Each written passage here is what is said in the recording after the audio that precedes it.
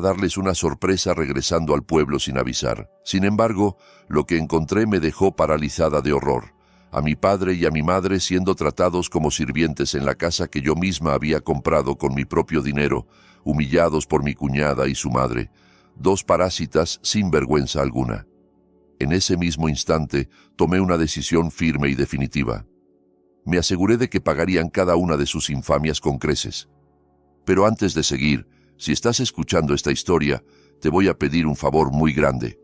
Apoya este canal con tu like, suscríbete y activa la campanita para que no te pierdas lo que viene, porque lo que le hicieron a mis padres no se lo deseo a nadie. Quédate conmigo hasta el final, y cuando termine, cuéntame en los comentarios qué habrías hecho tú en mi lugar y desde qué ciudad me estás escuchando. El automóvil que estaba pagando a plazos con el fruto de mi propio esfuerzo avanzaba lentamente por la carretera de asfalto del pueblo, una vía estrecha flanqueada por campos verdes. El aire del campo, que normalmente era fresco y reconfortante, ahora se sentía pesado y opresivo en mi pecho. No sabía si era un mal presentimiento o simplemente el agotamiento después de 5 horas de viaje desde la ciudad. Mi nombre es Valentina, tengo 32 años y hace 2 años tomé la decisión de utilizar casi todos mis ahorros para comprar una hermosa casa de campo con un amplio terreno en mi pueblo natal. No solo adquirí la casa, también compré varias hectáreas de tierras fértiles detrás de la propiedad, perfectas para el cultivo. Mi objetivo era simple y noble: que don Ernesto y doña Carmen, mis queridos padres, pudieran disfrutar de su vejez con tranquilidad. Quería que pasaran el resto de sus días cultivando un pequeño huerto, contemplando los campos dorados al atardecer y sentándose relajados en el porche de la casa sin preocuparse por las cargas económicas.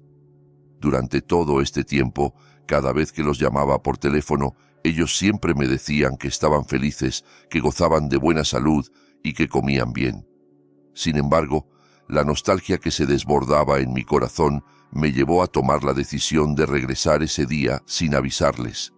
Quería darles una sorpresa, llevarles sus dulces favoritos y abrazar esos cuerpos ancianos que llevaba tanto tiempo sin ver. Conforme mi automóvil se acercaba a la casa, mi corazón latía cada vez más fuerte. Las imágenes de la sonrisa de mi padre y el abrazo cálido de mi madre bailaban en mi mente, llenándome de anticipación.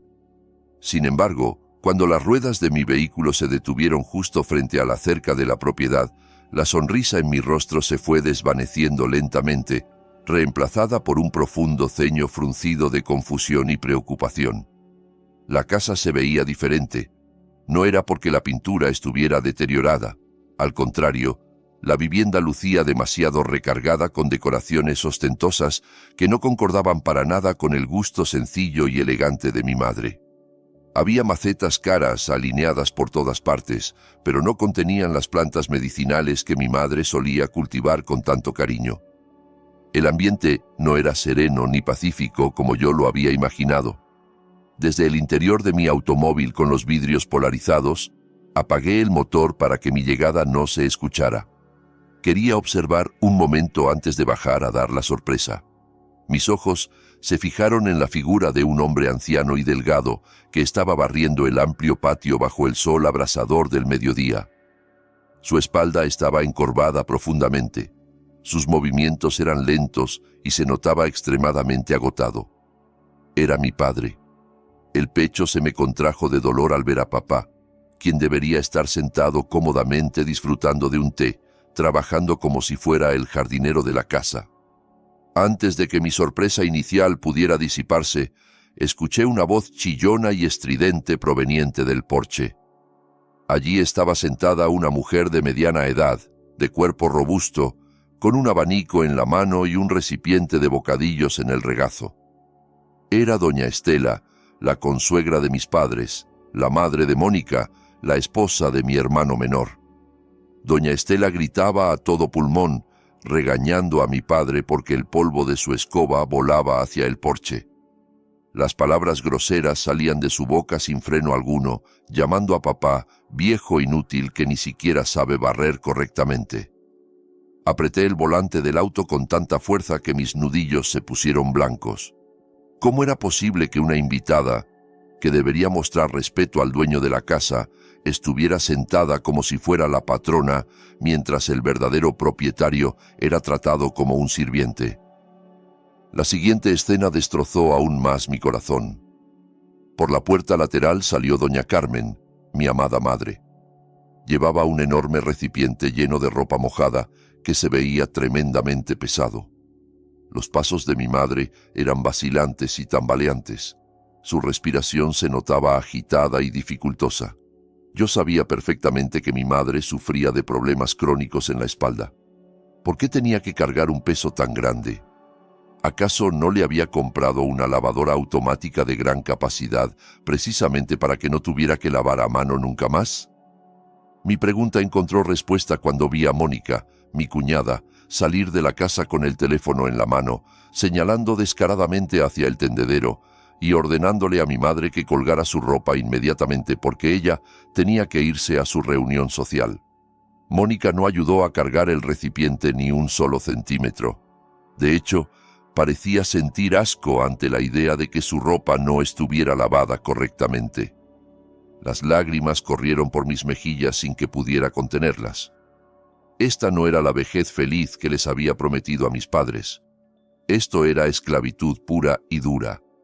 Todo este tiempo me habían mentido por teléfono. Habían ocultado su sufrimiento para que yo no me preocupara y pudiera concentrarme en mi trabajo en la ciudad. La culpa me golpeó con fuerza brutal. Me sentí como una idiota por haber creído ciegamente en sus falsos reportes y por haber dejado de visitarlos con la excusa de estar demasiado ocupada.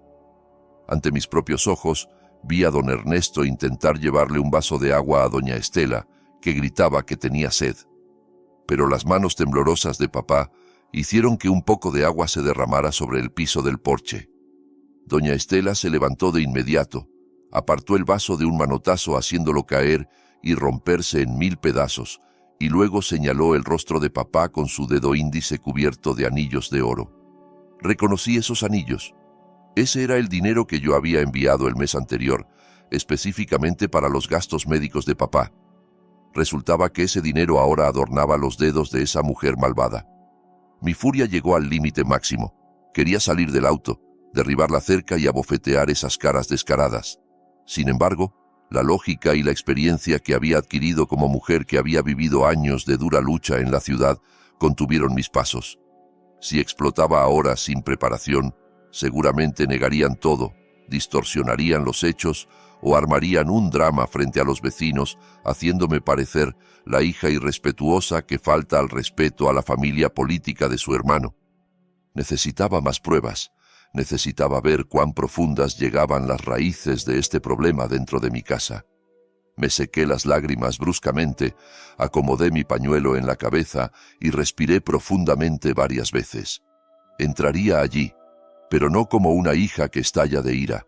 Entraría como una observadora astuta, grabando cada uno de sus pecados antes de dictar el castigo que merecían. Encendí el motor del auto nuevamente y lo conduje lentamente hacia el patio de la casa. Toqué la bocina una vez. Inmediatamente, toda la actividad en el porche se detuvo. Doña Estela y Mónica voltearon con rostros de sorpresa. Papá y mamá también miraron en mi dirección y pude ver un destello de temor en sus ojos, como si les preocupara que mi llegada desatara nuevos problemas para ellos. Mi corazón se partió aún más al darme cuenta de que la presencia de su propia hija los ponía ansiosos en lugar de alegres. Apagué el motor, abrí la puerta del auto y bajé con el rostro completamente inexpresivo, ocultando la tormenta de furia que estaba lista para arrasar con la arrogancia de los parásitos frente a mí. Mis pasos eran firmes mientras recorría el sendero hacia el porche de la casa. El silencio se apoderó del lugar en un instante. Doña Estela, que antes estaba con los brazos en jarras, se apresuró a cambiar la expresión de su rostro por una sonrisa forzada y evidentemente falsa. Mónica, que había estado absorta en su teléfono, lo guardó rápidamente en su bolsillo y fingió estar arreglando las macetas con dedicación, como si fuera una nuera ejemplar y trabajadora. Don Ernesto y doña Carmen permanecían inmóviles como estatuas en una esquina del patio. Sus manos se retorcían nerviosamente entre sí. Sus miradas melancólicas me observaban fijamente. Quería correr a abrazarlos, llorar a sus pies y pedirles perdón por haber tardado tanto en volver. Pero sabía que si mostraba debilidad ahora, doña Estela y Mónica se envalentonarían aún más. Tenía que ser fuerte. Tenía que convertirme en el escudo de mis padres. ¡Ay, Valentina llegó! ¿Por qué no avisaste? Si hubieras llamado, habría preparado una comida deliciosa para ti, exclamó doña Estela con una voz artificialmente dulce, intentando abrazarme. El aroma de su perfume penetrante me irritó la nariz, en marcado contraste con el olor a sudor de papá que el viento me había traído momentos antes. Esquivé su abrazo sutilmente, fingiendo acomodar mi bolso. Mi mirada penetrante se clavó directamente en ella. Su primera frase ya estaba llena de mentiras. Preparar comida deliciosa. Esas manos suaves jamás habían tocado un cuchillo de cocina.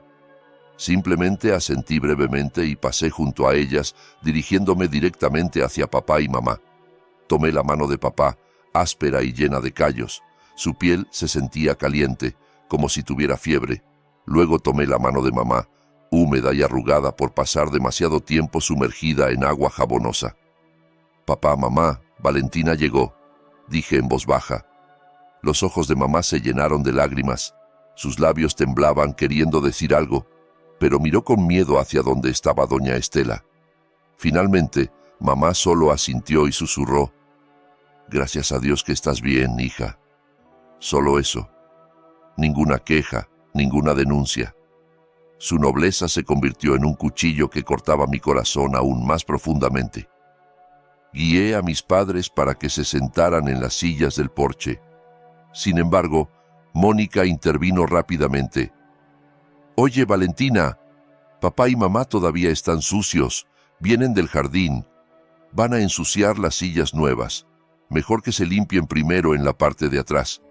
Mi sangre hirvió al escuchar las palabras de Mónica.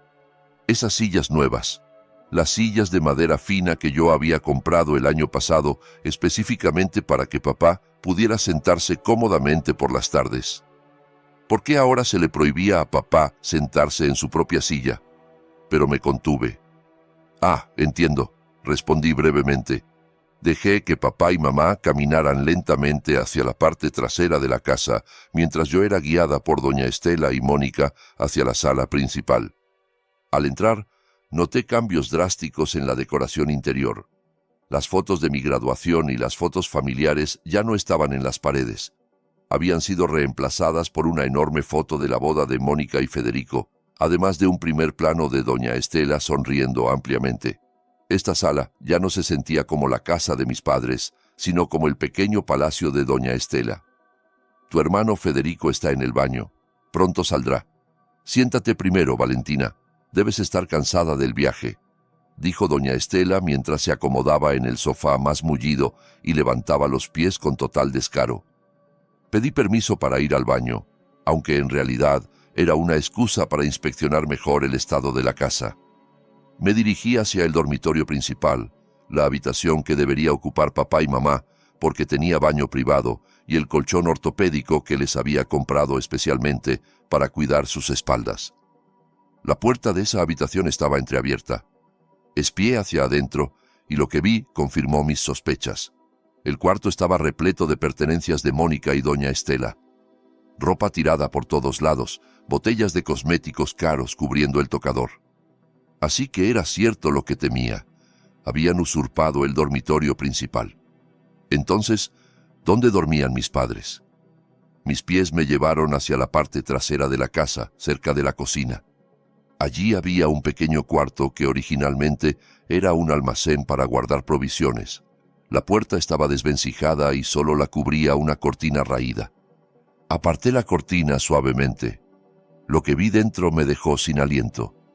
No había colchón cómodo, solo una estera delgada extendida sobre el suelo de cemento frío. Las almohadas estaban gastadas y la manta era fina como papel. En una esquina del cuarto se apilaban cajas de cartón viejas. Allí estaban sentados papá y mamá, con las piernas estiradas, masajeándose mutuamente los pies adoloridos.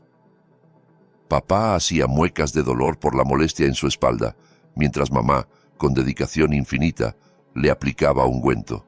No se habían percatado de mi presencia. Aguanta un poco más, Ernesto. Cuando Federico regrese del trabajo, le pediremos un poco de dinero para comprar medicina en la farmacia, susurró mamá. Papá respondió: No, Carmen, pobrecito Federico. Después su esposa lo va a regañar otra vez. Yo todavía aguanto, no te preocupes. Me tapé la boca firmemente para que mis sollozos no se escucharan. Mi cuerpo temblaba violentamente. Los habían expulsado de su propia habitación cómoda en la casa que yo había comprado con sudor y lágrimas. Los habían obligado a dormir en un almacén como si fueran objetos desechados. La ira dentro de mí se transformó en una determinación ardiente. Saqué mi teléfono discretamente y grabé las condiciones de ese cuarto almacén. Grabé a papá sufriendo de dolor y grabé su conversación en susurros. Esta era la primera prueba. Una prueba irrefutable de la crueldad que estaban padeciendo. Esa noche, la farsa continuó en la mesa del comedor. Doña Estela y Mónica sirvieron la comida en la mesa principal. Había pollo frito dorado, sopa de verduras con carne y frutas frescas. Federico, mi hermano menor, ya había regresado del trabajo. Se veía delgado y descuidado. Su rostro estaba apagado y triste. Al verme, se sorprendió y pareció nervioso. Me abrazó brevemente, pero sus ojos no se atrevían a sostener mi mirada por mucho tiempo. Nos sentamos a comer juntos. Sin embargo, papá y mamá no estaban en la mesa. ¿Dónde están papá y mamá?, pregunté con tono neutro mientras sostenía la cuchara. Mónica respondió despreocupadamente mientras masticaba el pollo frito. «Ah, a los viejos les gusta comer atrás, Valentina. Dicen que se sienten más cómodos sentados en el suelo, que en la mesa se les cansan las piernas». Mentira. Sabía que era mentira. Me levanté llevando mi plato todavía vacío hacia la cocina trasera. Federico intentó detenerme. «Hermana, mejor come aquí». Pero aparté su mano. Llegué a la cocina y vi a papá y mamá comiendo arroz blanco frío con los restos del caldo de la sopa y un pedazo de tofu quemado. Comían con avidez porque estaban hambrientos después de trabajar forzadamente todo el día. Mi corazón se hizo pedazos. Regresé al comedor principal y clavé mi mirada penetrante en cada uno de los rostros presentes. Doña Estela, la codiciosa; Mónica, la astuta; y Federico, el cobarde. Todos ellos disfrutaban de comida deliciosa sobre el sufrimiento de quienes los habían criado y formado. «¿Por qué Valentina nos mira así?», preguntó Mónica con tono molesto, sintiéndose incómoda bajo mi escrutinio. Sonreí levemente, una sonrisa muy fría y calculada. «No es nada, solo estaba pensando en lo deliciosa que es la comida comprada con el sudor de otros. Disfrútenla mientras puedan, porque nunca sabemos cuándo ese placer será arrebatado de golpe». El ambiente en la mesa se volvió tenso y silencioso de repente. Doña Estela dejó su cuchara con brusquedad. Federico agachó la cabeza aún más. Me senté nuevamente, pero no para comer. Comencé a trazar un plan en mi mente. Esta noche los dejaría saciados y satisfechos. Pero mañana comenzaría a cobrar todas las deudas de sus acciones.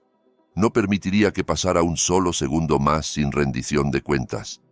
Esta casa se convertiría en testigo de cómo una hija exige justicia por el honor de sus padres.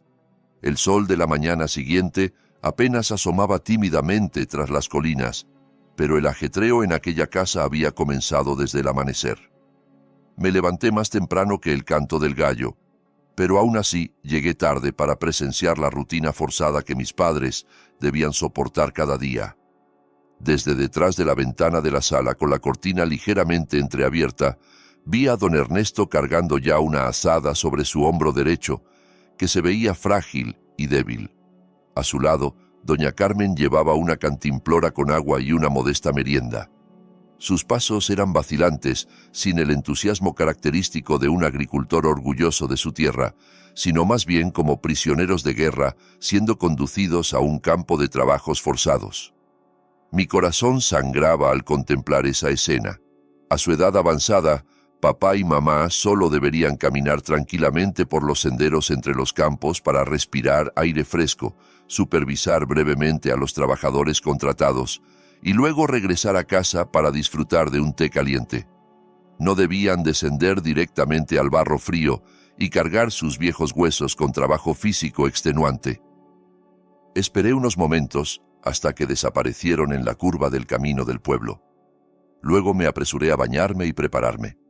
Me puse ropa casual y cómoda, con un pañuelo sencillo en la cabeza, y salí sigilosamente de la casa sin despertar a los demás habitantes que aún dormían plácidamente en su habitación con aire acondicionado. Seguí las huellas de mis padres hacia los campos que se extendían no muy lejos detrás de la propiedad. La extensión de tierra dorada de 2 hectáreas se desplegaba hermosa ante mis ojos. Ese era el terreno que había comprado con mi bono anual y mis ahorros de años de trabajo en la ciudad, específicamente para que papá tuviera una actividad placentera, no una tortura. Me escondí detrás de un cobertizo de almacenamiento de fertilizantes que estaba algo alejado, pero en una posición estratégica para observar toda la actividad del lugar. Mis ojos ardían de impotencia cuando vi a papá comenzar a trabajar en el campo, agachándose para cosechar junto a varios jornaleros. La diferencia era que los jornaleros trabajaban con agilidad y fuerza, mientras que papá se detenía frecuentemente, sujetándose la espalda que probablemente sentía como si se le estuviera partiendo. Mamá se sentó en el borde del campo, pero no para descansar, sino ocupada separando los granos que se habían caído. Sus manos arrugadas se movían sin parar bajo el sol que comenzaba a calentar con intensidad. No había sonrisas en sus rostros, solo sudor y resignación. Alrededor de las 10 de la mañana, llegó un camión para recoger la cosecha. Al mismo tiempo, una motocicleta que reconocí como la de mi hermano Federico se acercó velozmente y se detuvo cerca del camión. Pero quien bajó no fue Federico, sino Mónica. Mi cuñada descendió con aires de celebridad extraviada en el campo. Llevaba grandes gafas de sol, un parasol de encaje para proteger su piel del sol y una mascarilla facial. No miró en ningún momento hacia donde estaban papá y mamá, que seguían bañados en sudor en medio del cultivo. Mónica fue directamente hacia el comprador de la cosecha, un hombre corpulento que llevaba un maletín de cuero. Agucé el oído y discretamente activé la función de grabación de voz en mi teléfono, acercándome sigilosamente detrás de unos arbustos. La conversación que escuché hizo hervir mi sangre.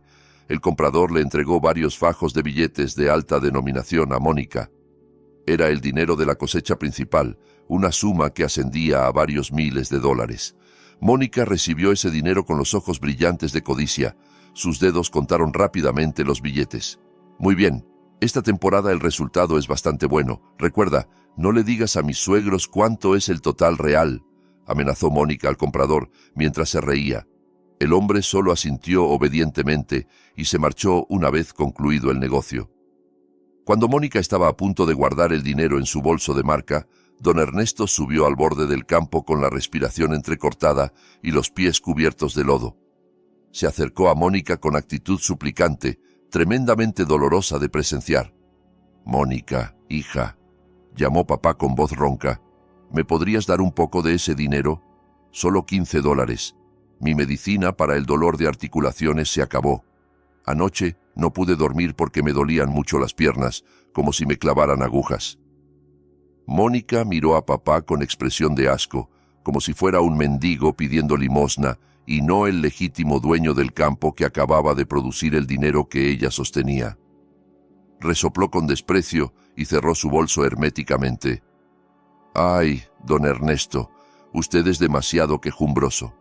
A cada rato pide medicina, a cada rato se enferma. Eso es porque usted no se mueve lo suficiente. Por eso trabaje más duro para que los músculos no se le pongan rígidos. Este dinero ya tiene destino. Tengo que pagar mi tanda, comprar mi crema facial que ya se acabó y comprar un bolso nuevo para la boda del próximo domingo. Qué vergüenza si la nuera de don Ernesto se presenta vestida como pordiosera. Aguántese el dolor, ya se le va a pasar solo si camina». Esa respuesta fue tan cruel, pronunciada con tanta naturalidad y sin el menor remordimiento. Papá solo agachó la cabeza, derrotado, sin atreverse a protestar. Doña Carmen, que escuchó todo desde lejos, corrió apresuradamente a tomar del brazo a su esposo. «Ya, Ernesto, no importa. Después te doy un masaje con aceite de coco. No le pidas nada a Mónica. Pobrecita, ella tiene muchos gastos», consoló mamá con voz temblorosa. Esas palabras de mi madre fueron una bofetada más a mi alma. Cuán acostumbrados estaban mis padres a ceder, cuán adoctrinados estaban para creer que las necesidades de estilo de vida de su nuera eran más importantes que su propia salud. Mónica entonces subió a su motocicleta y se alejó a toda velocidad, dejando una nube de polvo que se elevó hacia los rostros de papá y mamá. Me quedé paralizada detrás de mi escondite. Las lágrimas de rabia corrían abundantes por mis mejillas. Mi mano derecha apretaba el tronco de un árbol con tanta fuerza que la corteza se desprendía. Suficiente.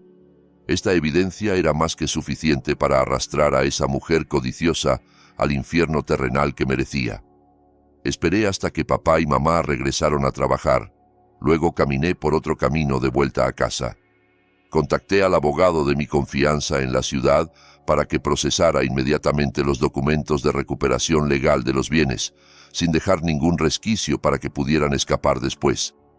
Al llegar a la casa, vi a Mónica ocupada en la sala, fotografiando los fajos de billetes y subiéndolos a las redes sociales con una descripción nauseabunda.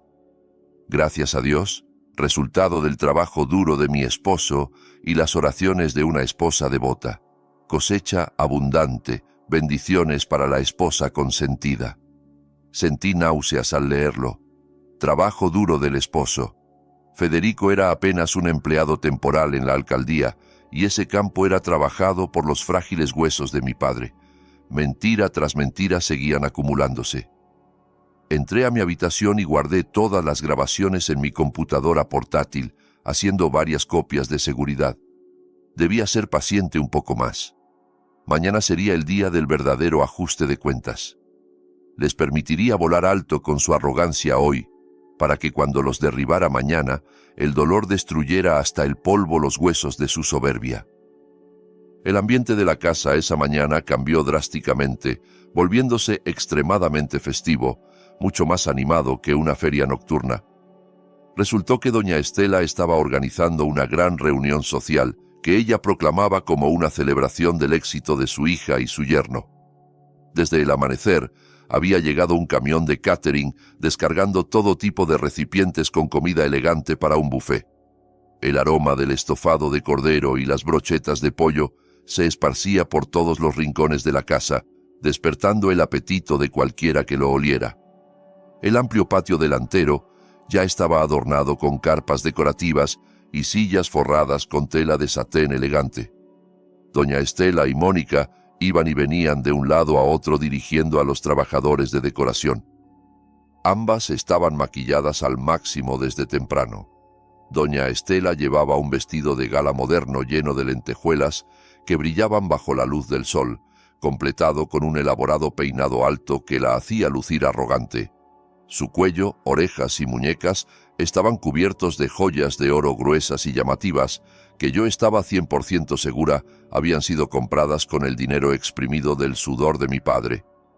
Mientras tanto, Mónica vestía un elegante vestido de fiesta de seda que se veía carísimo, su rostro maquillado con capas gruesas que ocultaban su expresión naturalmente agria. Yo solo observaba en silencio todos los preparativos desde la ventana de mi habitación. Mi corazón se partía aún más al ver a don Ernesto y doña Carmen. A ellos no los habían arreglado, no les habían dado ropa bonita, y mucho menos los habían invitado a sentarse cómodamente para recibir a los invitados.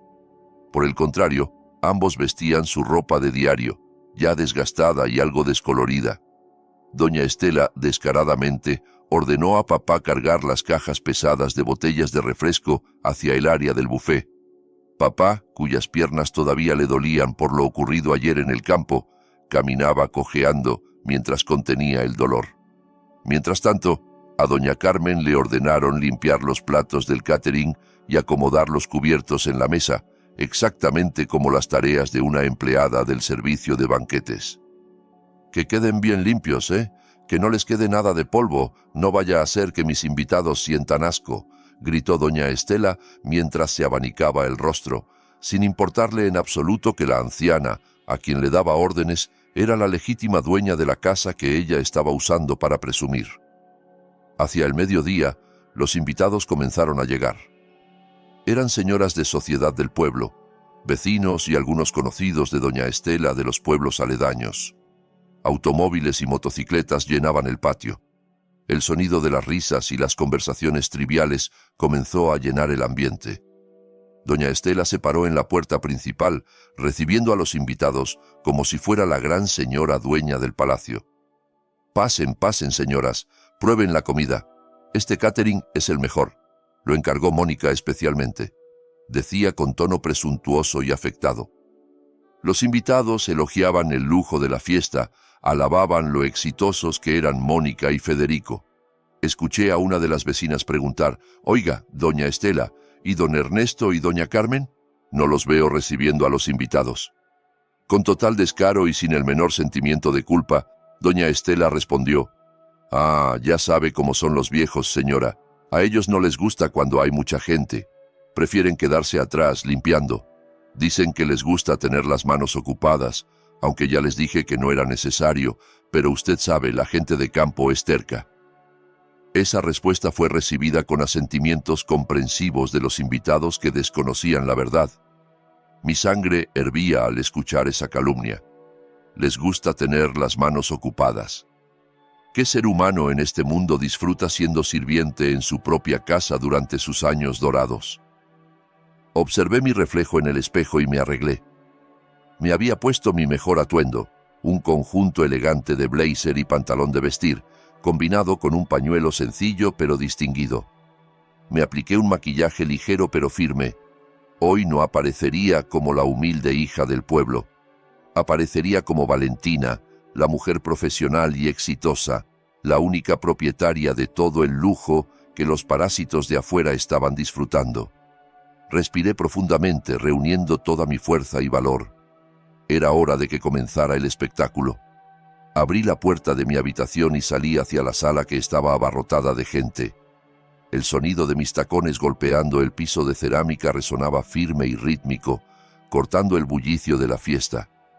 Mi aparición repentina, con una apariencia que contrastaba marcadamente con la de papá y mamá, hizo que varios invitados voltearan a mirar. Caminé erguida, con la barbilla en alto.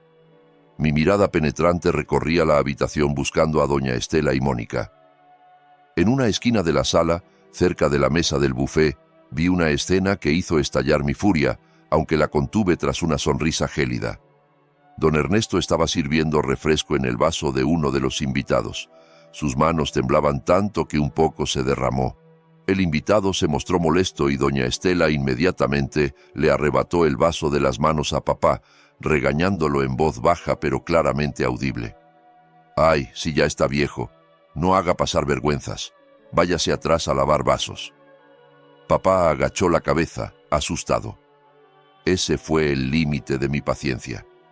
«Esperen», dije con voz lo suficientemente fuerte como para interrumpir el murmullo de conversaciones en la sala. De inmediato, el ambiente quedó en silencio y todas las miradas se posaron en mí. Doña Estela y Mónica voltearon con rostros de sorpresa mezclada con pánico. Federico, que estaba charlando con un amigo, palideció al verme salir de mi habitación. Caminé lentamente hacia la mesa del buffet, parándome exactamente al lado de mi padre, que temblaba de miedo. Lo abracé por los hombros con fuerza, transmitiéndole fortaleza. Luego, miré a doña Estela directamente a los ojos. «¿Por qué mi padre tiene que lavar vasos en tu fiesta, doña Estela?», pregunté con tono bajo pero cortante como un cuchillo. ¿Acaso el dueño de esta casa no debería estar sentado en el lugar de honor y ser respetado? ¿Por qué en cambio mi padre es tratado como un sirviente sin paga? Doña Estela soltó una risa forzada, tratando de aligerar el ambiente que de repente se había vuelto sofocante. Gotas de sudor frío comenzaron a aparecer en sus sienes cubiertas de maquillaje espeso. Ella dio un paso adelante, intentando abrazar mis hombros como si fuéramos una familia muy unida y armoniosa. pero yo moví mi cuerpo con firmeza, dejando que sus manos agarraran el aire vacío. Mi rechazo abierto hizo que su sonrisa falsa se crispara. Se aclaró la garganta ruidosamente y luego habló en voz alta, dirigiéndose a los invitados, no a mí.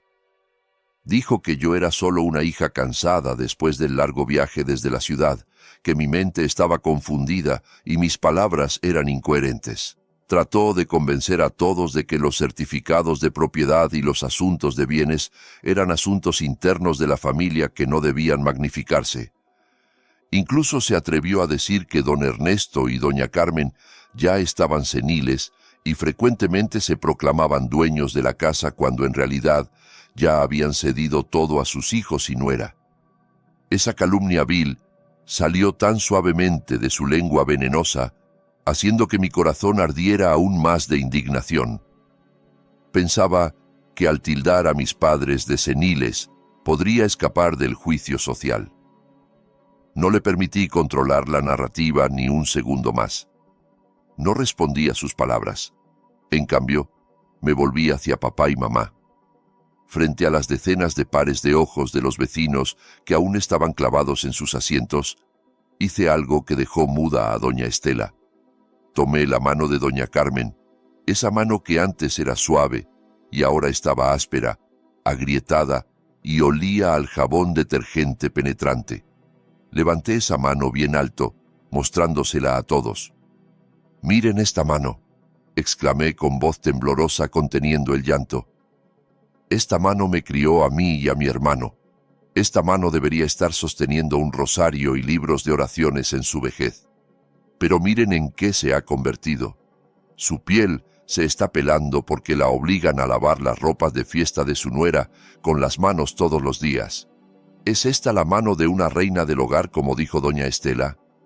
¿Puede el gusto por limpiar destruir las manos de alguien hasta este punto?» Los invitados comenzaron a cuchichear entre sí. Las señoras de la primera fila se llevaron las manos a la boca. Sus ojos se abrieron de par en par al ver las manos destrozadas de mi madre.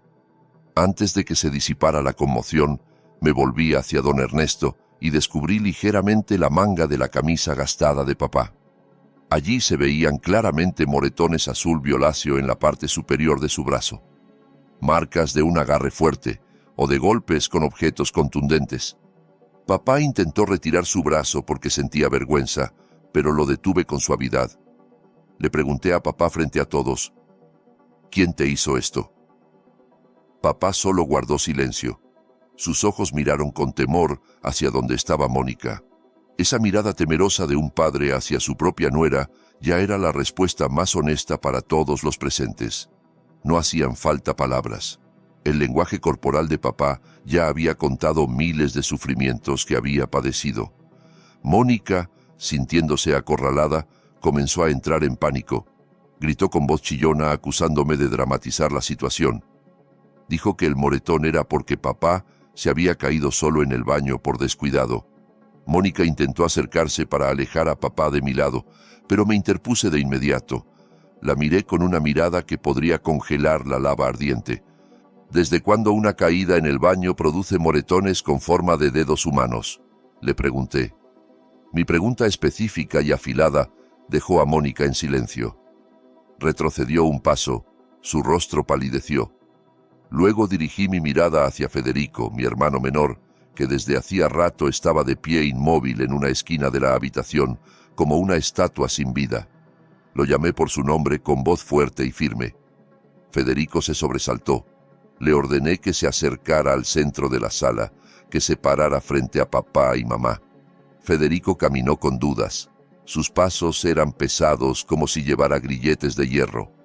Cuando estuvo frente a mí, pude ver el miedo en sus ojos. No era miedo hacia mí, sino miedo hacia su esposa. Le pregunté a Federico dónde estaba su conciencia como hijo varón. ¿Dónde estaba la promesa que me había hecho cuando yo pagué sus estudios universitarios, la promesa de que cuidaría de papá y mamá mientras yo trabajaba en la ciudad? Federico solo agachó la cabeza, sin atreverse a responder. Apreté los hombros de Federico, obligándolo a ver el rostro marchito de papá y el rostro lleno de arrugas de cansancio de mamá. Le pregunté si había estado comiendo carne deliciosa mientras su padre y su madre comían sobras de arroz en la cocina trasera. Mi pregunta golpeó la boca de su estómago. Federico comenzó a llorar desconsoladamente. Sus hombros temblaban, pero seguía sin atreverse a defenderse. Su llanto era el llanto de un cobarde que sabe que ha hecho mal, pero no tiene el valor de enmendarlo. La situación en la sala había dado un giro de 180 grados. Si al principio de la fiesta los invitados miraban a doña Estela y Mónica con admiración y respeto, ahora esas miradas se habían transformado en expresiones de asco, sospecha e indignación. Los murmullos de los vecinos se escuchaban cada vez más fuertes. Alguien empezó a comentar que con razón don Ernesto se veía tan demacrado últimamente. Otro añadió que frecuentemente escuchaban gritos provenientes de esta casa, pero no se habían atrevido a intervenir. Ahora todos los velos de falsedad habían sido rasgados. Doña Estela, al darse cuenta de que su posición estaba amenazada, decidió jugar su última carta. De repente, se dejó caer al suelo, fingiendo desmayarse de manera muy dramática. Esperaba que con eso la atención de la gente se desviara y yo dejara de acosarla. Mónica inmediatamente gritó histérica: «¡Mamá! ¡Mamá se desmayó! Valentina, mira lo que hiciste. ¿Quieres matar a mi suegra?». Sus gritos resonaban intentando posicionarse como víctima de la cruel cuñada. Pero yo no me inmutaba. Conocía perfectamente esa actuación barata. Le dije con calma a uno de los invitados que casualmente era el enfermero del pueblo: «Don enfermero, por favor revísela. Si de verdad se desmayó, llamamos a la ambulancia, pero si está fingiendo, tengo un balde con agua del estanque de peces afuera. Tal vez un baño de agua turbia la haga reaccionar». Al escuchar mi amenaza sobre el agua del estanque, los párpados de doña Estela se movieron ligeramente. Claramente había escuchado mis palabras. Sonreí con sarcasmo. Su farsa ya no valía nada ante mis ojos. Hoy no solo había tomado el control de la fiesta, sino que también había recuperado la dignidad de mis padres que ellos habían pisoteado. Esta confrontación era apenas el comienzo, porque después de esto yo demostraría en blanco y negro quién era verdaderamente la dueña de esta casa. Doña Estela, al darse cuenta de que mi amenaza sobre el agua del estanque iba en serio, abrió lentamente los ojos y fingió recuperar la conciencia con la respiración entrecortada de manera forzada. Fue ayudada a sentarse por Mónica e inmediatamente puso cara de víctima. Mónica, viendo que su madre había fracasado en obtener simpatía, tomó el relevo del ataque. Se puso de pie, se secó sus lágrimas de cocodrilo y me miró con odio puro. Se dio cuenta de que la vía de la simpatía estaba cerrada, así que cambió a la vía legal, o al menos la ley según su entendimiento superficial y astuto. Con voz alta para que todos los invitados escucharan, Mónica gritó que yo podía decir lo que quisiera, pero que la ley era la ley. Afirmó que Federico, su esposo, como el único hijo varón, tenía derecho total a la herencia de esta casa y que Federico ya había firmado un documento de donación cediendo la administración de la casa y las tierras a Mónica como su esposa. Mónica corrió a su habitación y regresó trayendo una carpeta de plástico. Con manos temblorosas de emoción, sacó una hoja de papel que se veía arrugada. Agitó ese papel frente a mi cara y frente al representante vecinal que casualmente estaba presente en la fiesta. «Miren esto», exclamó. «Esta es la firma de Federico sobre papel notariado. Federico ya me donó todo hace un mes, así que legalmente yo soy la señora de esta casa ahora. Tú, Valentina, eres solo una invitada no deseada. No tienes derecho a echarnos ni a mandarnos». Mónica sonrió triunfante, convencida de que esa hoja con sello era el arma definitiva que me silenciaría para siempre. Federico, de pie a mi lado, agachaba la cabeza cada vez más, reconociendo en silencio que efectivamente había sido obligado a firmar ese documento estúpido bajo amenaza de divorcio. Los invitados volvieron a confundirse. Eran legos en asuntos legales y las palabras «documento notariado» sonaban muy poderosas y válidas a sus oídos. Los murmullos de duda volvieron a surgir. ¿Sería cierto que Valentina ya no tenía derechos? ¿Sería verdad que Federico era quien mandaba? Al ver la duda en los ojos de los vecinos, solo solté una pequeña risa, una risa seca y despectiva. Negué con la cabeza lentamente, mirando a Mónica como si fuera una niña pequeña presumiendo dinero de juguete. «Mónica, Mónica», dije despacio pero con filo. «Estás tan obsesionada con apoderarte de los bienes que olvidaste aprender las leyes básicas. O tal vez simplemente no conoces los hechos reales porque estás demasiado ocupada de compras». Abrí mi elegante maletín de cuero. De su interior saqué una carpeta gruesa con forro de piel. La abrí lentamente, mostrando un documento oficial con el escudo nacional que brillaba. Era el certificado original de propiedad de la tierra y la casa. Le entregué el certificado al representante vecinal para que pudiera leerlo y verificarlo frente a todos. «Don representante, por favor lea en voz alta quién es el nombre del propietario que aparece en este certificado original. ¿Es el nombre de don Ernesto? ¿Es el nombre de Federico o el nombre de otra persona?», pedí con cortesía pero firmeza. El representante vecinal se acomodó los anteojos, entrecerró los ojos para leer la escritura del documento. El ambiente quedó en silencio de inmediato. Todos contenían la respiración esperando la respuesta. «Titular del derecho de propiedad», leyó el representante vecinal con voz autoritaria. «A nombre de Valentina». «Sí, este es el certificado original y el nombre claramente dice Valentina. No Ernesto, no Federico». Un murmullo de sorpresa volvió a llenar la sala. Miré a Mónica, que ahora estaba boquiabierta, incrédula. Su rostro, que antes estaba rojo de ira, se había vuelto blanco como la cal. Sus piernas flaqueaban. «¿Cómo es posible?», siseó. «Federico dijo que...». «Federico no tiene ningún derecho para donarte esta casa, Mónica», la interrumpí rápidamente. «Porque esta casa desde el principio la compré directamente a mi nombre, no a nombre de papá. Lo hice deliberadamente para proteger a mis padres de los parásitos codiciosos que pudieran aprovecharse de su inocencia en el futuro.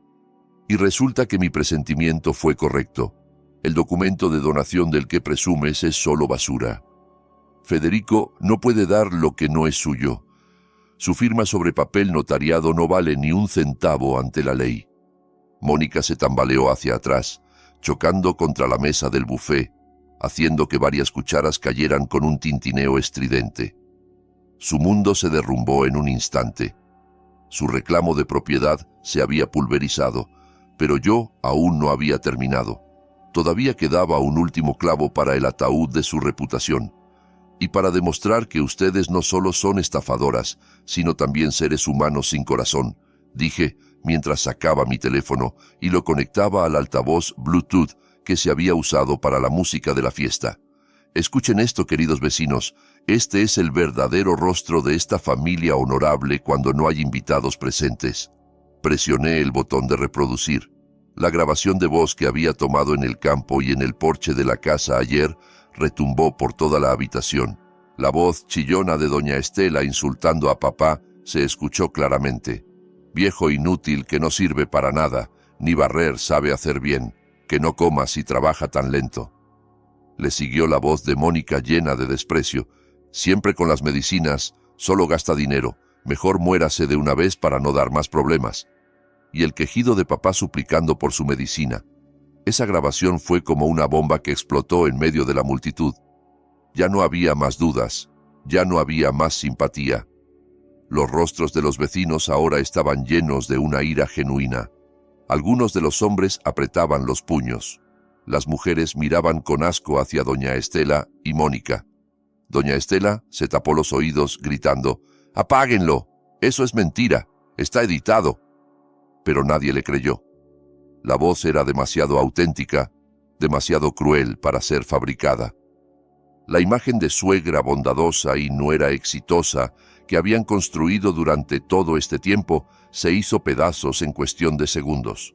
Ahora estaban completamente desnudas ante la sanción social. «¿Escucharon eso?», pregunté. Mi voz temblaba conteniendo el llanto de rabia.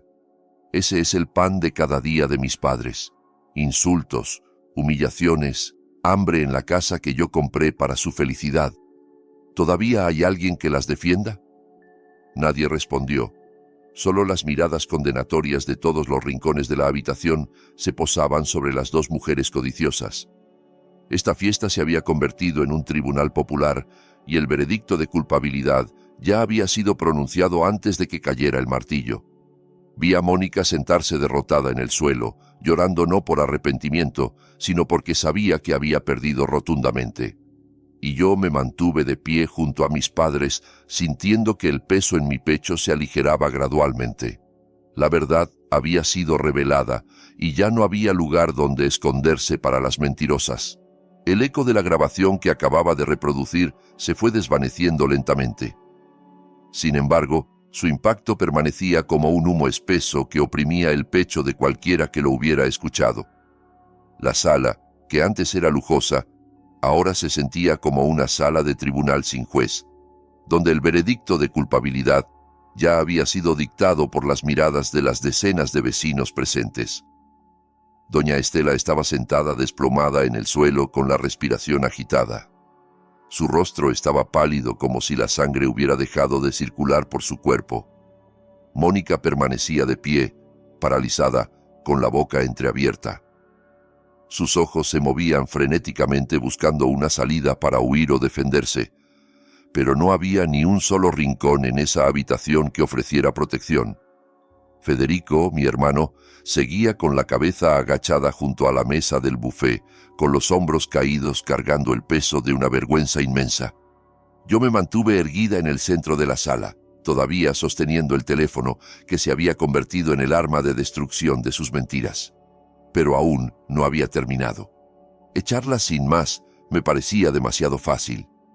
Expulsarlas solo trasladaría a los parásitos a otro lugar sin darles una lección que dejara huella. Quería arrancar la raíz de su arrogancia hasta la última fibra. Y la mejor manera de herir a la gente codiciosa es atacando los bienes que más veneran. Caminé lentamente hacia una mesita en la esquina de la habitación donde estaba mi maletín de trabajo. El silencio tenso acompañaba cada uno de mis pasos. Ningún invitado se atrevía a hacer ruido. Ni siquiera el tintineo de los cubiertos se escuchaba. Abrí el maletín y saqué un grueso cuaderno de notas negro, una calculadora grande y un bolígrafo. Regresé al centro de la habitación, tomé una silla vacía y me senté con calma exactamente frente a doña Estela y Mónica.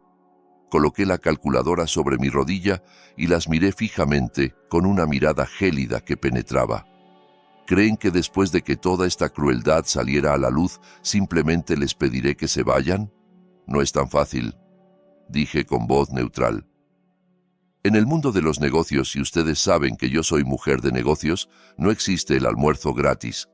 Todo tiene su precio, y hoy voy a cobrar el precio que deben pagar por cada grano de arroz que comieron, cada centavo que robaron y cada lágrima de mis padres que cayó por culpa de ustedes. Mónica bufó, tratando de reunir lo que quedaba de su valor ya destrozado. ¿Qué quieres decir? ¿Nos vas a pedir dinero? ¡Qué cuñada tan interesada! Dicen que es rica y anda sacando cuentas con la familia, replicó con voz temblorosa, intentando voltear la situación para que yo pareciera la tacaña. Me reí brevemente, una risa seca sin emoción. ¿Familia? ¿Desde cuándo me consideras familia? ¿Cuando insultabas a mi padre o cuando convertiste a mi madre en sirvienta? No hagas chistes en esta situación crítica, Mónica, ya se te acabó lo gracioso. Comencé a abrir mi cuaderno de notas. Las páginas estaban llenas de números que había organizado meticulosamente desde la noche anterior. Basándome en el informe financiero que he compilado a partir de evidencias de transacciones sospechosas y estimaciones de pérdidas de activos, vamos a hacer cuentas, dije mientras comenzaba a presionar los botones de la calculadora. El sonido de los botones resonaba en la habitación silenciosa como el tic-tac de una bomba de tiempo. Primero, el alquiler de la casa. Ustedes han ocupado la habitación principal, cuyas instalaciones equivalen a un hotel de 4 estrellas durante 2 años completos. También han utilizado todas las instalaciones de esta casa, electricidad, agua, internet, sin pagar un solo centavo, mientras que los verdaderos propietarios fueron expulsados al almacén. Si calculamos el precio del alquiler de una casa lujosa en esta zona, digamos $300 mensuales, 2 años son 24 meses. 300 multiplicado por 24. El total es $7,200. El rostro de doña Estela se tensó. Sus ojos casi se salían de las órbitas. $7,000. ¿Estás loca? Esta es la casa de mi yerno. ¿Por qué tenemos que pagar alquiler?, gritó histérica. Yo ignoré ese grito y seguí presionando los botones de la calculadora. Segundo, las ganancias de la cosecha. Las 2 hectáreas de tierra detrás de la casa siempre producen una cosecha abundante 3 veces al año. La ganancia neta de cada cosecha es en promedio de $2,000. Esa es la cifra mínima. Durante 2 años ha habido 6 cosechas. 2,000 multiplicado por 6. El total es $12,000. Este dinero debería haber entrado a la cuenta de papá como ahorro para su vejez, pero en cambio terminó en bolsos de marca y joyas que cuelgan de tu cuello, doña Estela. Mónica comenzó a temblar violentamente. El sudor frío corría arruinando su maquillaje. Los números que mencionaba eran tan grandes y reales. Los vecinos que escuchaban murmuraban asombrados y furiosos a la vez. No imaginaban que la cantidad de dinero malversada por la nuera y consuegra ingratas alcanzara decenas de miles de dólares. Tercero, continué sin piedad, compensación por daños físicos y mentales. Ustedes trataron a mis padres como sirvientes sin sueldo. Si el salario de una empleada doméstica es de $150 mensuales, multiplicado por 2 personas, multiplicado por 24 meses, son $7,200. Sin incluir los gastos médicos por el dolor de espalda de papá, que empeoró porque lo obligaron a trabajar en el campo, y los costos por el trauma psicológico de mamá. Redondeémoslo a $10,000. Presioné el botón de igual en la calculadora con fuerza. Entonces el total de la deuda de ustedes conmigo y con mis padres es de $25,000. Levanté la calculadora mostrando la larga hilera de números a ellas y a los invitados. $25,000. Ese es el precio que tienen que pagar ahora mismo. Doña Estela gritó. Esta vez era un grito de miedo puro y genuino. ¿De dónde vamos a sacar tanto dinero? ¿Quieres matarnos? No tenemos dinero. Se arrastró hacia Federico, jalando los pantalones de su hijo. Federico, haz algo. Tu hermana se volvió loca. Nos quiere extorsionar. Cerré mi cuaderno de notas con un golpe seco y fuerte. ¿Extorsionar? Solo estoy recuperando lo que es mío. Dicen que no tienen dinero. No mientan. Mira el brazalete de oro que rodea tu brazo, doña Estela. Mira el collar que te aprieta el cuello. Mira el reloj de Mónica. Mira la motocicleta nueva afuera. Mira los bolsos de marca en esa habitación. Todo eso fue comprado con el dinero de la cosecha de papá, ¿verdad? Eso no es de ustedes. Son bienes robados. Me puse de pie, caminando hacia Mónica, que retrocedía aterrorizada hasta que su espalda chocó contra la pared. Les doy 2 opciones.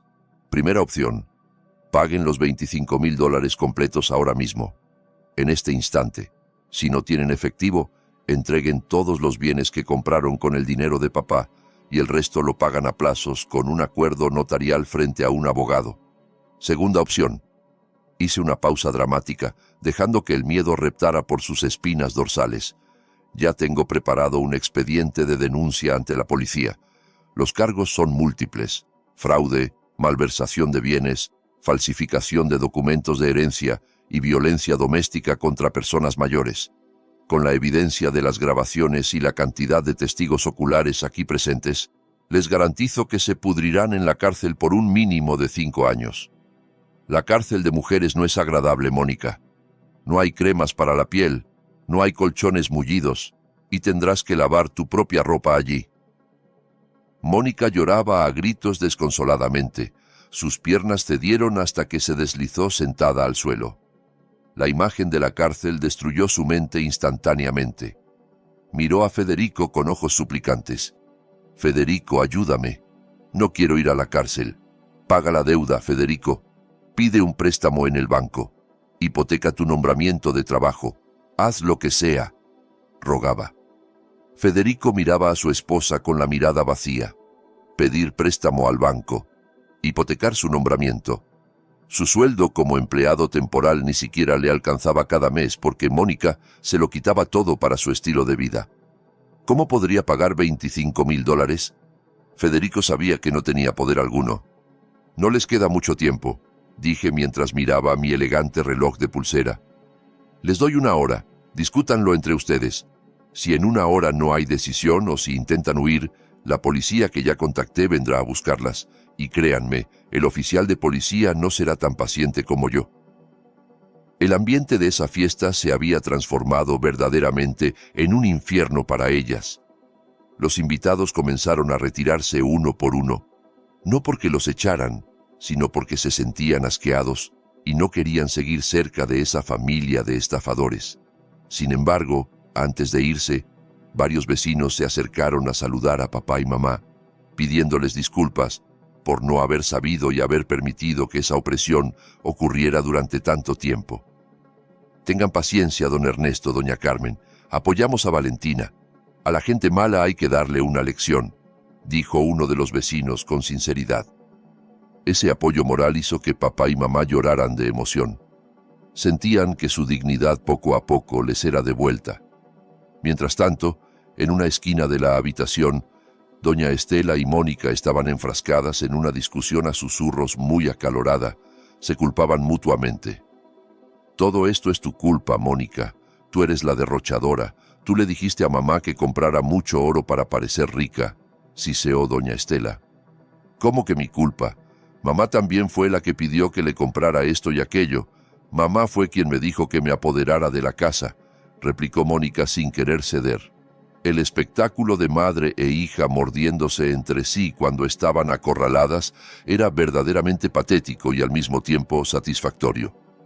Volví a sentarme junto a papá y mamá, sosteniendo sus manos con fuerza. Tranquilos, papá, mamá. Valentina está aquí. Nadie más les hará daño, susurré. Papá me miró con los ojos llenos de lágrimas. Hija, ¿no es demasiado cruel? $25,000 es muchísimo dinero. No, papá, respondí con firmeza. Esto no se trata del dinero, se trata de la responsabilidad. Ellas robaron la vejez de ustedes, papá y mamá. Tienen que aprender que las malas acciones tienen su precio. Si yo lo dejo pasar, nunca escarmentarán y buscarán otras víctimas. Esa hora transcurrió muy lentamente para ellas, pero muy rápido para mí. Disfruté cada segundo viendo sus rostros de pánico. Mónica intentó llamar a sus amigas para pedir dinero prestado, pero fue en vano. ¿Quién prestaría decenas de miles de dólares en un instante? Doña Estela intentó convencer a Federico de vender un riñón si fuera necesario, pero Federico no se movió. Estaban verdaderamente acorraladas contra el grueso muro que ellas mismas habían construido con su codicia. Y yo, Valentina, me erguía como la guardiana de la puerta que sostenía la llave de su destino. Esta factura no era solo números sobre el papel, sino un gran espejo que las obligaba a mirarse y ver cuán feas eran realmente sus almas. La aguja del reloj en la pared seguía moviéndose. Cada tic-tac era como un mazo que golpeaba el pecho de Mónica y doña Estela. El límite de 1 hora que les había dado estaba a punto de expirar. El rostro de Mónica ya estaba desfigurado por el maquillaje arruinado mezclado con lágrimas y mocos. Se veía frustrada, desesperada y muerta de miedo. Doña Estela, que solía ser tan feroz, ahora estaba acurrucada en el sofá como un gato mojado tiritando de frío. Su boca murmuraba algo. Quién sabe si estaba rezando o maldiciendo. Sin embargo, en medio del caos mental de esas dos mujeres, había una figura que estaba experimentando la lucha interna más intensa, Federico. Mi hermano menor estaba de pie rígido en medio de la sala. Su mirada perdida alternaba entre mirarme a mí, a papá, a mamá y a su esposa. Durante años yo sabía que Federico era un hombre débil. Era el tipo de hombre que evitaba los conflictos, que prefería ceder antes que discutir, que entregaba el timón a quien gritara más fuerte. Y durante todo este tiempo, Mónica era quien gritaba más fuerte en su vida. Mónica controlaba su sueldo, Mónica decidía qué ropa usaba, Mónica le prohibía visitar a sus padres. Federico se había convertido en un títere sin alma en manos de su esposa. Pero hoy, al ver a papá amoratado, a mamá con las manos destrozadas y a su hermana mayor que había venido trayendo una tormenta de justicia, Algo dentro de Federico comenzó a agrietarse. La cáscara de su cobardía empezaba a romperse. «Federico, no te quedes ahí parado». El grito de Mónica rompió el trance de Federico. Mónica se levantó y sacudió el cuerpo de su esposo con brusquedad. «Tú eres hombre, tú eres el jefe de la familia. Enfréntate a tu hermana. Dile que esta deuda no es válida. Dile que no vamos a pagar. Protege a tu esposa, Federico. ¿Quieres ver a tu esposa en la cárcel?» Federico no respondió. Su cuerpo se sacudía siguiendo el movimiento de las manos de Mónica, pero sus ojos seguían vacíos mirando al suelo. «Federico, contéstame». Mónica estaba cada vez más histérica. Ahora empezó a golpear el pecho de Federico con los puños cerrados. «¿Te quedaste mudo? ¿De qué sirves como esposo si no puedes defender a tu mujer? Eres un hombre inútil, cobarde, perdedor. Con razón tu sueldo es tan bajo, tu valor también es bajo». Esos insultos seguían saliendo de la boca de Mónica, las mismas palabras que probablemente ya le había lanzado miles de veces cada vez que Federico cometía el más mínimo error. Normalmente, Federico pediría perdón y se postraría, pero esta vez era diferente. Cuando Mónica pronunció la palabra perdedor, Federico levantó lentamente el rostro. Miró a Mónica. Esa mirada no era la mirada de miedo de siempre, era una mirada de cansancio. Un cansancio que se había acumulado durante años, cansancio de siempre ser considerado el culpable, cansancio de siempre ser exigido, y lo peor de todo, cansancio de sentirse culpable ante sus propios padres. De repente, Federico atrapó ambas muñecas de Mónica que lo estaban golpeando. Su agarre fue firme, haciendo que Mónica se sorprendiera y dejara de gritar. «¡Basta!», dijo Federico en voz baja. Su voz estaba ronca, pero se escuchó claramente en la habitación silenciosa. «¿Qué?». Mónica abrió los ojos de par en par, sin poder creer que Federico se atreviera a tocarla con brusquedad. «Suéltame. Me duele». «Dije que basta», gritó Federico. Su voz retumbó, haciendo que doña Estela se sobresaltara en el sofá y que papá y mamá se estremecieran. Era la primera vez en mi vida que escuchaba a Federico gritar tan fuerte. La respiración de Federico era agitada. Su pecho subía y bajaba conteniendo las emociones que finalmente explotaban como un volcán. Soltó las manos de Mónica haciendo que su esposa se tambaleara hacia atrás. «Dices que soy un hombre inútil. Dices que soy un cobarde». «Sí, tienes razón, Mónica. Efectivamente soy un cobarde, pero no porque mi sueldo sea bajo. Soy cobarde porque dejé que una mujer diabólica como tú pisoteara el paraíso que está bajo los pies de mi madre». Federico señaló el rostro de Mónica con el dedo índice que temblaba de furia. Las lágrimas empezaron a correr por las mejillas de mi hermano.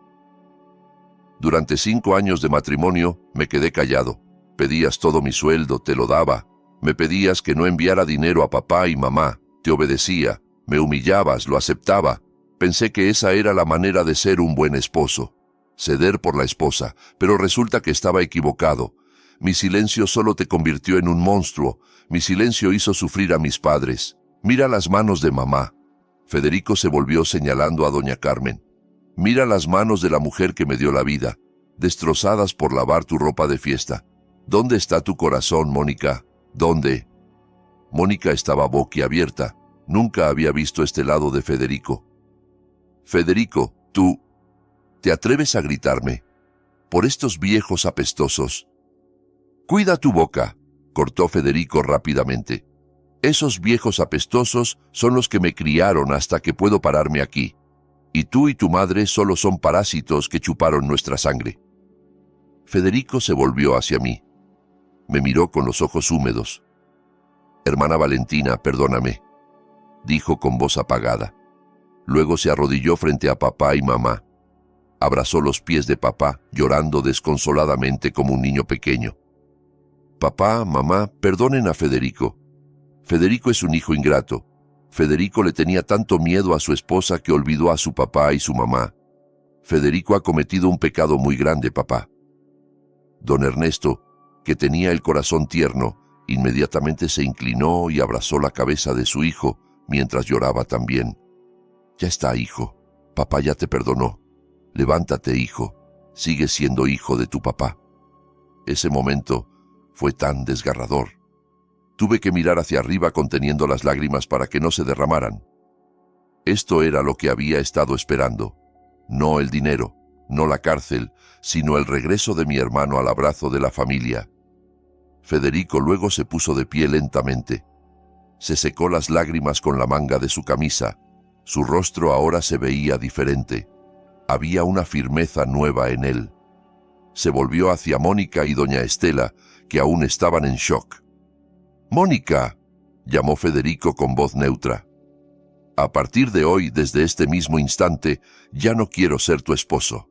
Yo, Federico, te repudio. Nos divorciamos».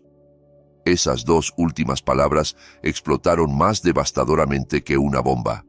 «¡Nos divorciamos!», Mónica gritó histéricamente como si le estuvieran arrancando la piel en vivo. «No, Federico está loco. No puedes divorciarte de mí. ¿Quién te va a cuidar? ¿Quién te va a cocinar? No puedes vivir sin mí». «Puedo cocinar yo mismo, Mónica, o puedo comer comida comprada. Eso es mucho mejor que amargarse la vida todos los días contigo», respondió Federico fríamente. «Y tú, doña Estela, por favor vete de la casa de mi hermana. Llévate a tu hija. Ya no tengo nada que ver con ustedes». Doña Estela, al darse cuenta de que su fuente de dinero, Federico, ya se había lavado las manos, entró en pánico total. «Federico, no seas así, hijo. Esto se puede hablar con calma. Mónica solo estaba alterada hace rato. No te divorcies. ¿Quién va a pagar las cuotas del auto de mamá? ¿Quién me va a dar para los gastos?». Di un paso adelante cortando esa súplica patética. «Ya nadie va a financiar tu vida de derroche, doña Estela. Federico ya despertó. El camino de ustedes se ha dañado permanentemente. Ahora volvemos a las opciones del principio. Paguen los $25,000 o la cárcel. Como Federico ya se divorció de Mónica, él ya no está obligado a cargar con la deuda de los crímenes de su esposa. Eso es puramente un delito personal de Mónica y de doña Estela». Mónica miró a Federico con una mirada de incredulidad. El esposo que antes consideraba un buey tonto al que podía manejar como quisiera, ahora se erguía firme como un muro impenetrable. Mónica se dio cuenta de que había perdido todo en un solo día. Perdió la casa lujosa, perdió el estatus social, perdió la fuente de dinero y perdió al esposo que alguna vez la amó. «Tienen 10 minutos para recoger sus pertenencias personales», dije con firmeza mientras señalaba la puerta de salida. «Recuerden, solo pertenencias personales, ropa e interiores. El oro, las joyas, los bolsos de marca, el reloj y la motocicleta se quedan aquí como embargo inicial para pagar la deuda. Si hay, aunque sea un anillo escondido debajo de la ropa interior, lo consideraré robo y el castigo será más severo». Federico caminó hacia la puerta principal y la abrió de par en par. La luz del sol de la tarde entró iluminando la sala, como si abriera camino para que la oscuridad se fuera. «Salgan, por favor», dijo Federico sin mirar más el rostro de su exesposa. Mónica lloraba a mares. Sus piernas parecían paralizadas. Doña Estela, temblando, trató de ayudarla a levantarse. Las dos se veían muy patéticas, muy lejos de la imagen de gran señora que habían mostrado esa mañana. Con pasos tambaleantes, fueron hacia la habitación a recoger su ropa usada, acompañadas por las miradas frías de toda la familia. La decisión de Federico se había convertido en el último mazazo que derrumbó el palacio de falsedad de ellas. Ya no había más techo bajo el cual refugiarse en esta casa y ya no había más corazones que pudieran manipular. El karma estaba trabajando de manera muy ordenada y dolorosa. Los 10 minutos que les di transcurrían muy lentamente, pero eran sofocantes para doña Estela y Mónica. Desde dentro de la habitación que antes habían reclamado como su cuarto privado, se escuchaban ruidos de objetos siendo arrojados apresuradamente a las maletas. Los sollozos de Mónica y los gruñidos de doña Estela aún se oían vagamente, intercalados con el sonido de cierres de maletas que se cerraban a la fuerza. Yo permanecía recostada en el marco de la puerta de la sala, con los brazos cruzados sobre el pecho, vigilando cada movimiento de la puerta de esa habitación como un águila acechando a su presa. Detrás de mí, 2 oficiales de policía que había contactado desde el inicio del alboroto estaban de pie con rostros impasibles. Su presencia no era para arrestar inmediatamente por ahora, sino para asegurar que el proceso de expulsión y embargo de bienes transcurriera sin violencia física, además de servir como testigos legales si las 2 mujeres intentaban hacer trampa. Federico estaba sentado en una silla de madera en el porche, con la cabeza muy agachada, sin querer ver el rostro de la mujer de la que acababa de divorciarse. Papá y mamá ya estaban sentados cómodamente en el sillón de la sala, bebiendo té caliente para calmar su conmoción. La puerta de la habitación finalmente se abrió. Doña Estela salió primero, arrastrando una maleta grande que se veía muy pesada. Su rostro estaba hinchado, los ojos rojos e inflamados, y el maquillaje espeso ya se había corrido sin remedio, haciéndola parecer un payaso patético. Detrás de ella, Mónica caminaba tambaleante cargando una mochila grande y llevando 2 bolsas de plástico llenas a reventar. Caminaban con la cabeza agachada, tratando de evitar mis miradas y las de los policías. Intentaban caminar rápido hacia la puerta de salida, esperando poder escapar pronto de este infierno de juicio. Pero yo no las dejaría irse así de fácil. «Alto», dije fríamente. Sus pasos se detuvieron al instante en medio de la sala. Doña Estela volteó con rostro suplicante. Sus labios temblaban queriendo rogar. «Ya nos vamos, Valentina. No lo hagas más difícil. Ya llevamos nuestra ropa», gimoteó doña Estela con voz ronca. «Dije antes que solo pueden llevarse pertenencias personales, ropa usada y ropa interior. No se permiten bienes de valor», insistí mientras me acercaba. «Oficial, por favor, revise el contenido de sus maletas. Sospecho que hay bienes de mi padre que están tratando de esconder». Mónica chilló, abrazando su bolso con fuerza. «Estas son mis pertenencias personales. No las toques. Estás violando los derechos humanos», gritó histéricamente, tratando de usar términos legales que ella misma no entendía. La oficial, con calma pero firmeza, tomó el bolso de las manos de Mónica. «Disculpe, señora.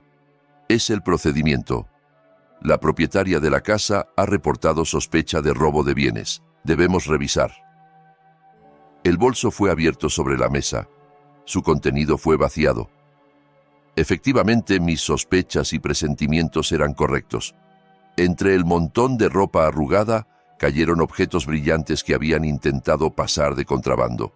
Había un estuche de joyas de terciopelo rojo que contenía un collar de oro grueso, varios anillos con diamantes, un reloj de marca y fajos de billetes atados con ligas. El dinero de la cosecha que Mónica había recibido esa mañana del comprador.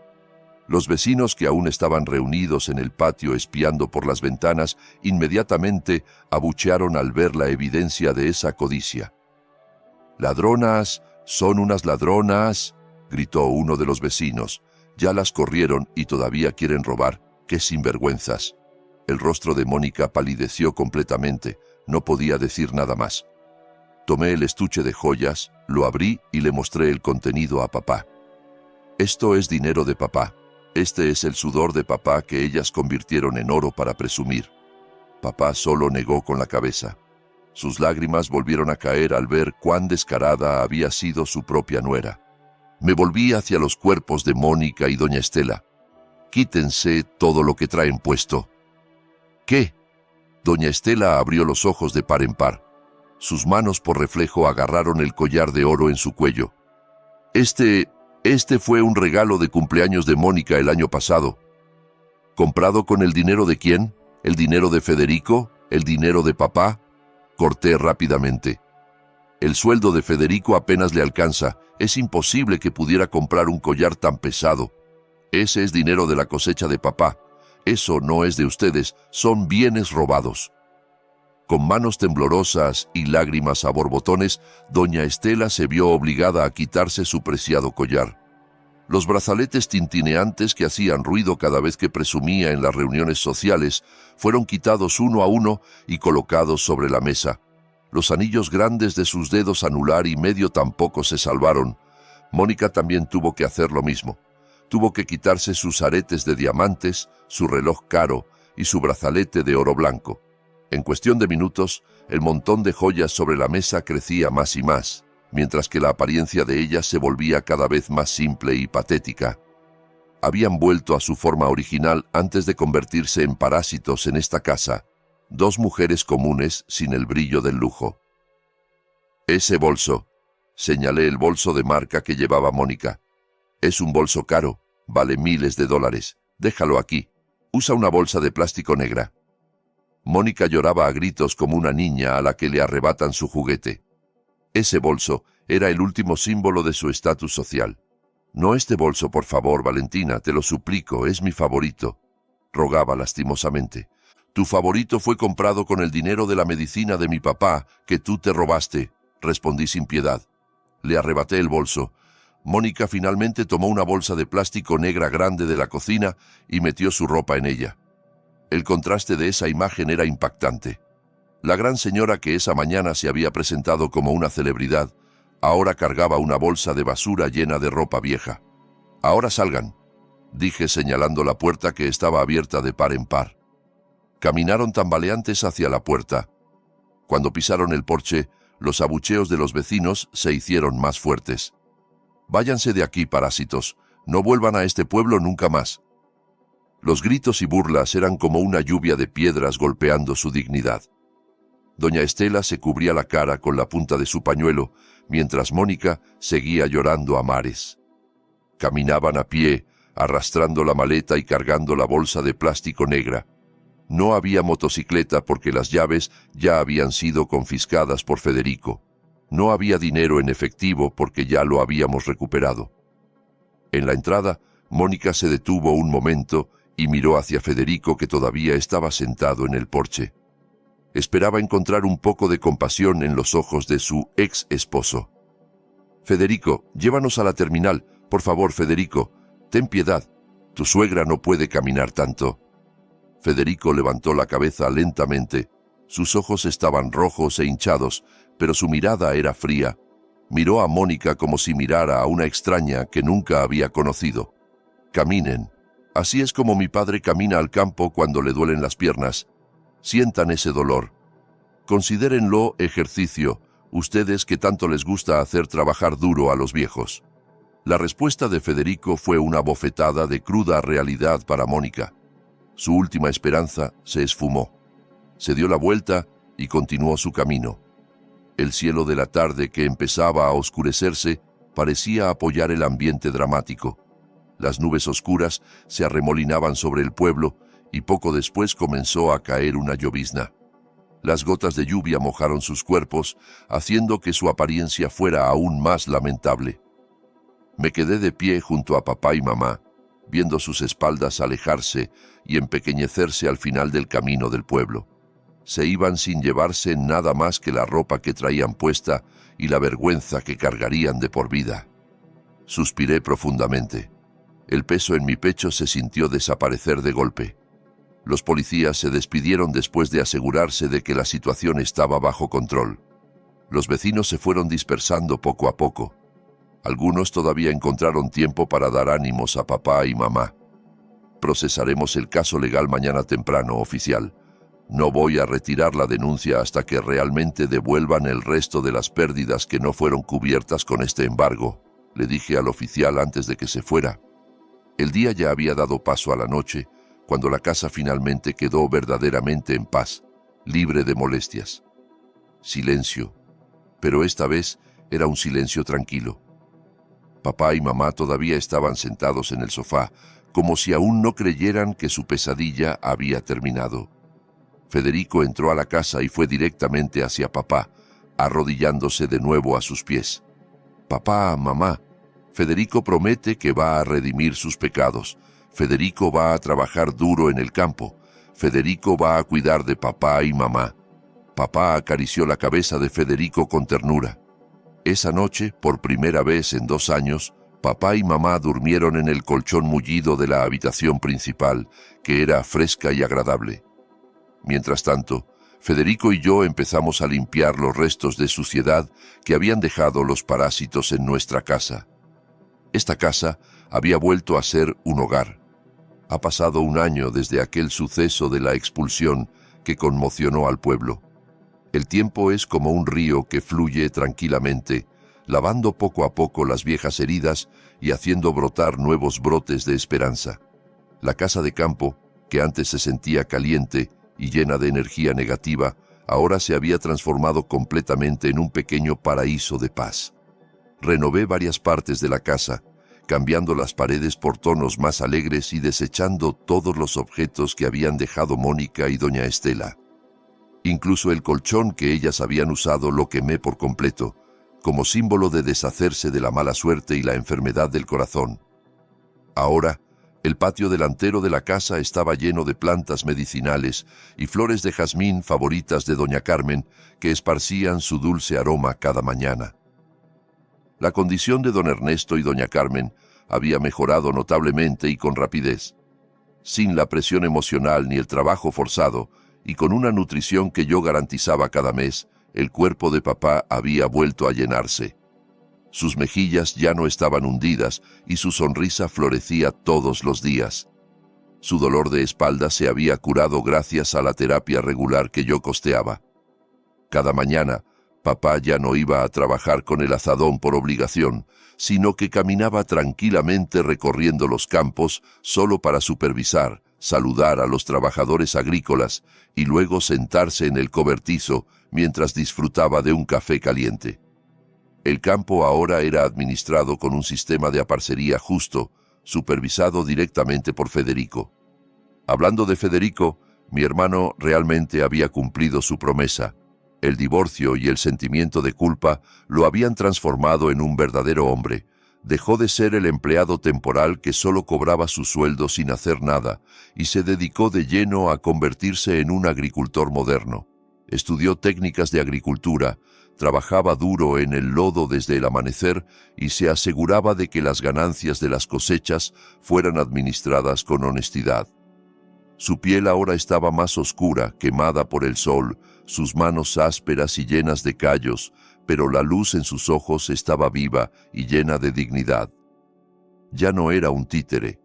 Cuidaba de papá y mamá con dedicación, masajeando los pies de papá cada noche y nunca permitiendo que mamá tocara trabajo pesado. «Esta es mi redención, hermana», me dijo una vez cuando vine de visita. «Estoy orgullosa de él. Había encontrado de nuevo su columna vertebral que alguna vez había perdido». Esta tarde volví al pueblo otra vez. Estaba sentada en el porche con mi laptop en las piernas, terminando algo de trabajo de la oficina, acompañada de plátanos fritos calientes que mamá había preparado. La brisa de la tarde soplaba suavemente. Papá se reía a carcajadas escuchando los chistes de un vecino que había venido de visita. El ambiente era tan armonioso. Sin embargo, la ley natural sigue su curso. Mientras nosotros disfrutábamos de los frutos de la paciencia, en otro lugar el karma estaba cosechando los resultados de sus acciones. Recibí noticias de un familiar que vivía en la ciudad vecina, el lugar donde Mónica y doña Estela habían alquilado un cuarto pequeño después de ser expulsadas. Las noticias eran verdaderamente lamentables, pero no podía negar que sentía una sensación de justicia cumplida al escucharlas. Después de ser expulsadas sin llevarse nada de valor, habían vivido a la deriva. El dinero de la venta de su ropa usada se acabó en un mes.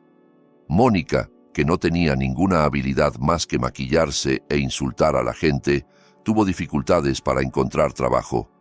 Su título universitario no servía para nada porque su actitud era pésima. Finalmente, Mónica se vio obligada a trabajar como lavaplatos en un puesto de comida callejera, sucio y concurrido. Imaginen la ironía. Las manos de Mónica, que antes presumía eran suaves como la seda y siempre lucían manicura cara, ahora estaban ásperas, agrietadas y ampolladas porque cada día estaban sumergidas en agua con detergente fuerte y aceite sucio. Tenía que lavar cientos de platos sucios cada noche, exactamente como ella obligaba a mi madre a lavar su ropa. Se dice que el dueño del puesto de comida era muy estricto y grosero. Con la más mínima mancha en un plato, Mónica era insultada frente a los clientes.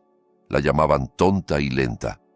Mónica solo podía agachar la cabeza llorando, tragando la amarga saliva que antes ella solía escupir a la cara de otros. No podía defenderse porque si la despedían, no podría comer. El destino de doña Estela era aún más lamentable. El estrés severo por perder su estatus social y vivir en la pobreza desencadenó su hipertensión. Hace unos meses sufrió un derrame cerebral que la dejó paralizada de medio cuerpo. Solo podía permanecer acostada en un delgado colchón en su cuarto alquilado, estrecho y sofocante. Irónicamente, Mónica, su hija consentida, a la que antes defendía a muerte, no quería cuidarla con sinceridad. Mónica frecuentemente dejaba a su madre pasar hambre hasta la noche porque estaba agotada del trabajo. Los vecinos del cuarto de alquiler a menudo escuchaban a Mónica gritarle a su propia madre que se orinaba en la cama porque no podía levantarse. «Vieja fastidiosa, solo das problemas. ¿Por qué no te mueres de una vez?» Esos gritos de Mónica eran exactamente iguales, palabra por palabra, a los que ella antes dirigía a mi padre. El karma le devolvía a doña Estela a través de la boca de su propia hija. Ahora ella sentía cuán doloroso era ser una anciana indefensa humillada por la persona que debería cuidarla. Incluso, las últimas noticias que escuché decían que Mónica planeaba dejar a su madre en un asilo de ancianos del gobierno porque ya no podía pagar el alquiler y los pañales. Iba a abandonar a su propia madre. Doña Estela, la mujer cuya arrogancia antes llegaba al cielo, ahora terminaría sola y abandonada en un asilo, dejada por la hija que ella había criado para ser un monstruo. Ambas estaban destruidas, no porque yo las hubiera destruido, sino porque su propio carácter podrido había podrido sus vidas desde adentro. La factura de $25,000 efectivamente nunca la pagaron en dinero, pero la estaban pagando con un sufrimiento de por vida cuyo precio era mucho más alto. Cerré mi laptop y suspiré aliviada. Mis ojos se dirigieron hacia doña Carmen, que estaba regando las flores. Su rostro estaba en paz. Las líneas de sufrimiento en su cara se habían ido desvaneciendo gradualmente, reemplazadas por la luz de la tranquilidad. Me di cuenta de que la mejor venganza no era guardar las brasas de la ira continuamente, sino asegurarme de que las personas que amamos vivan felices mientras dejamos que Dios y el universo se encarguen del resto. «Hija, entra. Ya está oscureciendo», llamó mamá con dulzura. «Sí, mamá», respondí sonriendo. Me levanté y me arreglé la ropa. Antes de entrar, miré una última vez hacia el camino del pueblo que estaba oscuro. Allá, en la distancia que los ojos no alcanzaban a ver, sabía que había dos mujeres que estaban llorando, lamentando su destino bajo la luz tenue de un farol callejero o en la esquina de un cuarto sofocante. Que así sea. Ese es el camino que ellas eligieron. Entré a la casa cálida, cerré la puerta firmemente, dejando afuera toda la historia oscura. Aquí, dentro de esta casa, solo había risas, oraciones y amor eterno. La justicia había sido restaurada y esta historia terminaba perfectamente. Y hasta aquí llega mi historia. Al final, la vida siempre cobra cada deuda, aunque a veces tarde en hacerlo. Si esta historia te hizo enfadarte, emocionarte o pensar en tus propios padres, te pido algo. No te vayas sin dejar tu like, suscribirte al canal y activar la campanita, porque se vienen historias todavía más fuertes. Y ahora quiero leerte. ¿Crees que el castigo que recibieron fue justo o te quedaste con ganas de algo más? Cuéntame tu opinión y desde qué país o ciudad me escuchas, que voy a estar leyendo.